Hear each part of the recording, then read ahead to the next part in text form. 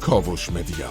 Iranian entrenchment that definitely threatens Israel, because we know, for instance, from reports in 2018 and 2019 that Iran has been moving ballistic missiles into places like Western Iraq. Even when the Americans built a stealth-style drone in 2011 or so, it was hacked, and the Iranians were able to bring it down and then built a copy of it. So there is a real drone war out there, and I think that when we look at Hamas and Hezbollah and the Houthis in Yemen, the Houthis are, by the way, recipients of a lot of Iranian technology in terms of missiles and drones. It's known that the Houthis have probably acquired maybe a drone that can reach Israel. And again, when I say a drone, I really mean in this case more like a cruise missile, because you're talking about a weapon system that doesn't come home. It only goes one way. Why does Iran like missiles and drones? Because Iran is a country that's been under sanctions for a very long time.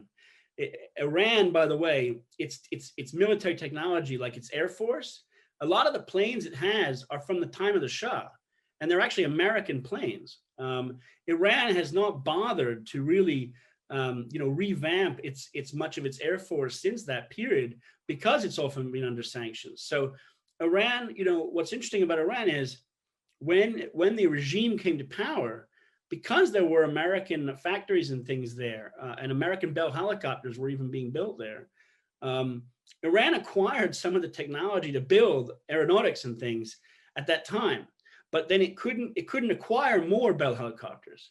But what Iran did discover in the 80s, when it was fighting Saddam's regime, and Saddam had a lot of Soviet equipment, as people probably recall, the Iranian regime pioneered drones in the 80s to use them for surveillance and to take pictures and stuff, because they didn't have a lot of air force and military equipment. And there was a huge attrition rate among Iranian pilots because they didn't have enough pilots. They were being shut down. So Iran is a very smart, sophisticated country. And what it decided was, okay, we can't build F-16s, but what we can do is we can build large toys that are kind of drones, and we can stick stuff on them.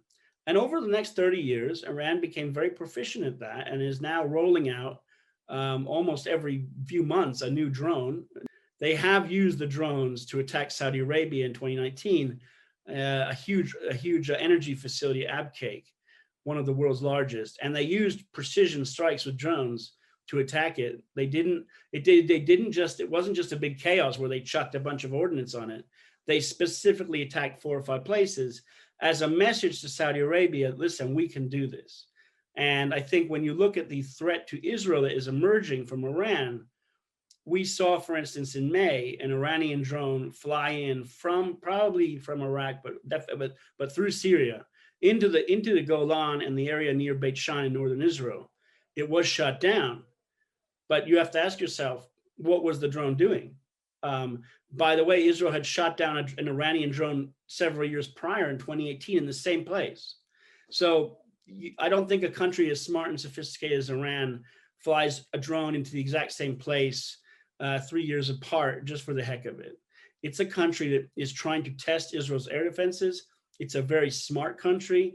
It has taught drone operators from Hezbollah to Syria, to Hamas, to Yemen, taught them how to use the systems, how to build them indigenously, which is important, and how to arm them. And I think that what Iran is trying to do, it looks like, is trying to test Israel's air defenses to see what works and what doesn't. What do the air defenses see and what they don't? So during the recent conflict with Gaza, when Iran fired rockets at Israel, this was not just a salvo of a bunch of rockets, for the heck of it to see what happens. Hamas built an underground system called what Israel calls the Metro, an underground system of tunnels that ran for 100 kilometers around Gaza. And the system was apparently designed in such a way that you can put all sorts of rockets hidden underground in little areas that can pop up, and you can shoot them all kind of at the same time. And the system was developed to try to overwhelm Iron Dome and Israel's defenses. For instance, you fire 100 rockets at one place.